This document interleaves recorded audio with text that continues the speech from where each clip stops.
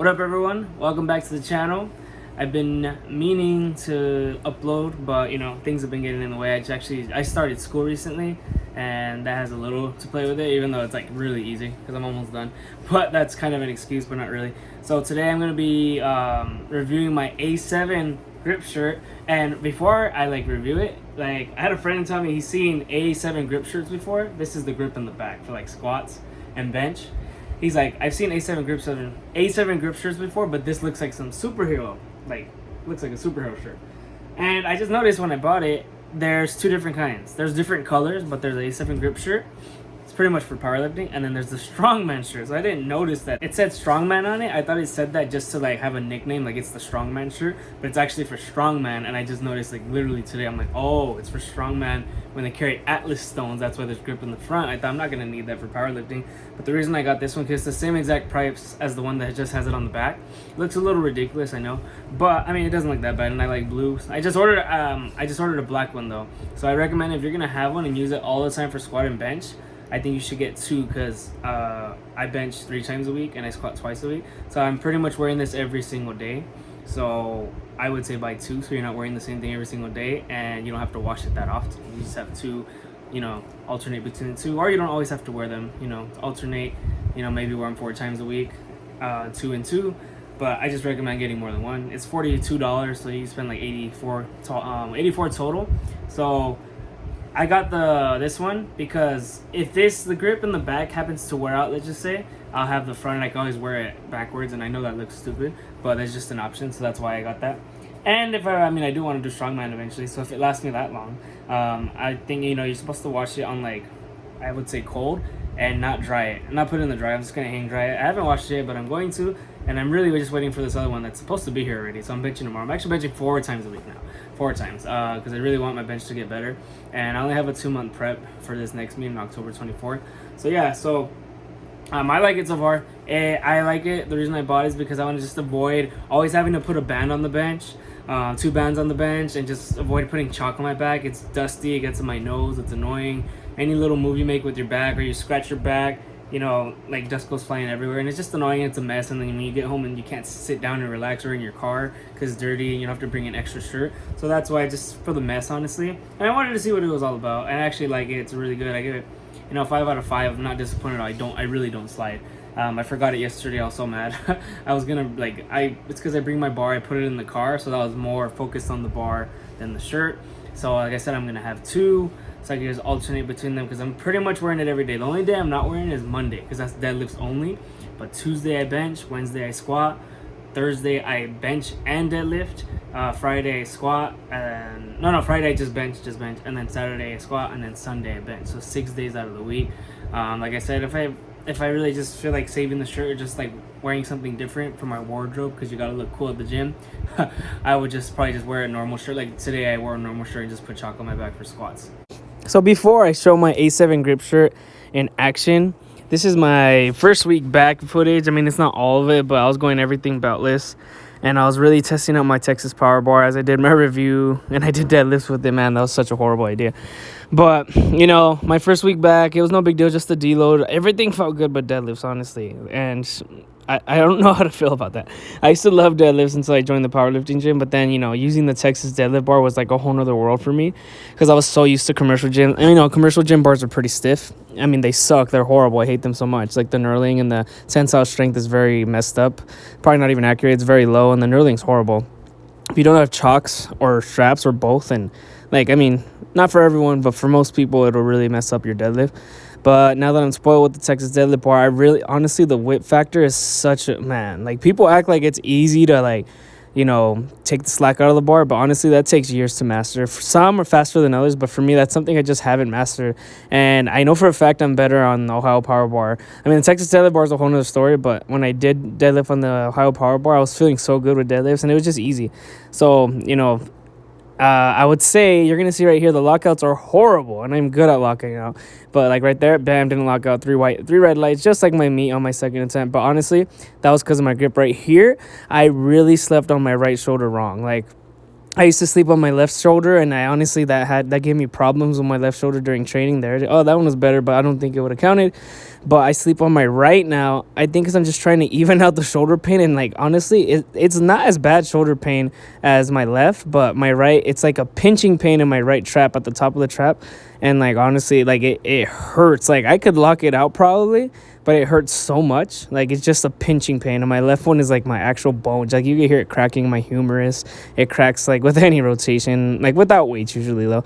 It cracks like, yeah, it just cracks. And you know, baseball stuff, I still play baseball, but I don't think it's because of that. I think sleeping on it for all of 2019 really, like, that's a huge reason why. My workouts got better throughout the sets. I didn't record all 5. I think I just recorded 4.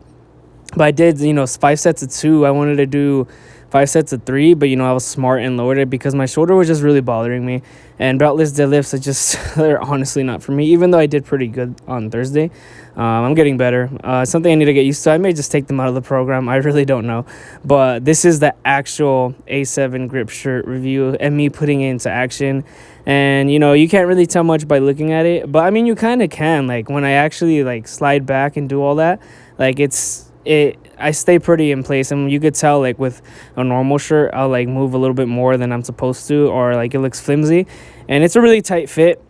When you buy the A7 grip shirt, it asks your chest width, so when you do that you get a tape measure, or whatever you got, not a tape measure but like one of those things that wrap around your waist, those kind of measures. You put that and you wrap. At first I was like, I measured at 17 inches. I'm like, okay, the smallest is not even 17 inches, so this is weird.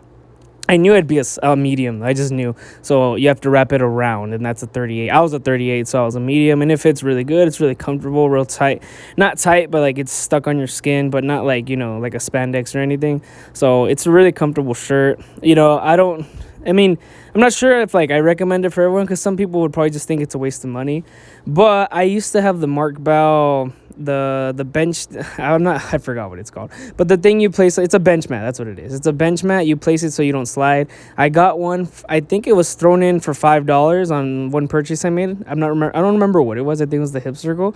So I got it for $5. It's like, add this for $5. So I did, because commercial gyms I was going to at the time, and it really, like, those are slippery as shit. So it helped a lot. And then someone stole it at the gym. It's my fault. I left it, and it wasn't in the lost and found. So I bought another one for $10 full price, and then I lost that one at this gym I go to. Like, I left it and someone took it. I don't know who. And then they didn't check the cameras. I mean, it's no one's fault but mine.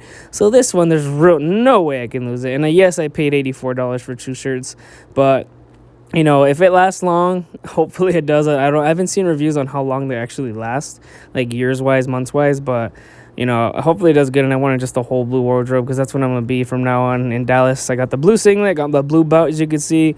I've had my blue squat shoes. I got my blue Asics for benching now. I might even deadlift. Those shoes are really comfortable. I think I'm going to do a review on that, because, man, I love those shoes. And I have deadlift slippers, and probably not going to put them to use, sadly. I already did, but I may replace them, or I may just use them out. I mean, and they're black. That ruins the deadlift slippers. It's Mark Bell's. Those are black.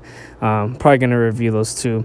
But speaking of which, I really put this shirt to use. This was Tuesday. This was Tuesday's footage. Today's Saturday. And honestly, this was an 8x3. So the shirt really got broken in. And 8x3, I liked it. It was, 214 and a half pounds. Nothing crazy. I wanted a 5x5.